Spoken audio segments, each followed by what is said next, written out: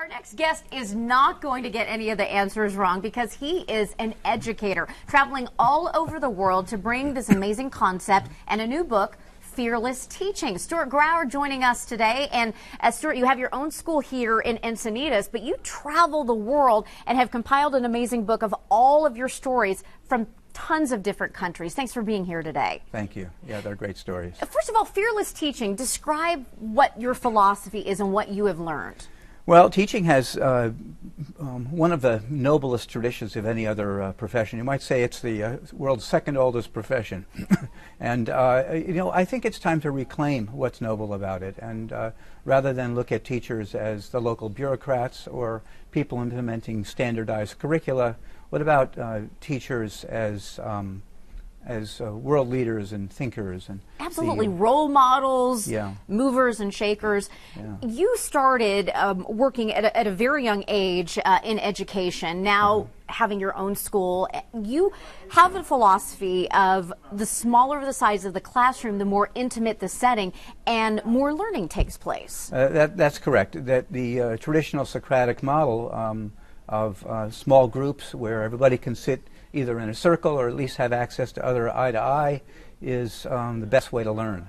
And so I've taught at something like 7 or 8 schools, and I've taught grades 3 through graduate schools of education, and taught and consulted in accredited schools all over the world. And so I've seen every imaginable educational model, and I know that the oldest one and the most traditional one is still by far the best. Now, not only have you taught and been an amazing role model, you have traveled all over the world, and you take your students with you. So this is a very experiential kind of learning. We're looking at some pictures right now. Tell us about where you went and some stories about your travels. Well, that's a picture from Cuba, that first one, and what we loved about that was that we thought that we were going into a school where it was going to be a communist situation, and everybody was going to be under surveillance. And what it reminded us when we were in Cuba is that it was unplugged, and that American kids are under surveillance more than any other kids in the whole world. You said that you were just astounded by the connection the kids had with each other with the lack of technology. Yeah, once you unplug, and that's what we had there. And it's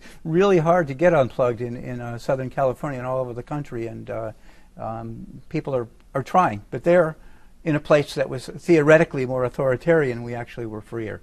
You've also gotten to hobnob with a lot of dignitaries. Tell us about this photo. That's the Minister of Education in Korea, and they were trying to instill happiness in the education system. And I think they must have thought I was some kind of the Indiana Jones of teachers over there, because minus the cowboy hat. Pretty much, yeah. But the teachers were all giving me standing ovations for saying we have to reclaim this profession, and the ministry was kind of sitting there a little bit closed up.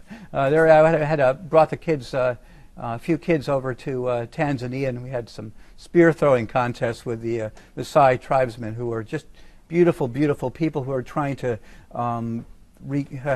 continue that beautiful culture, rather than they're fighting the same standardized trends as we are.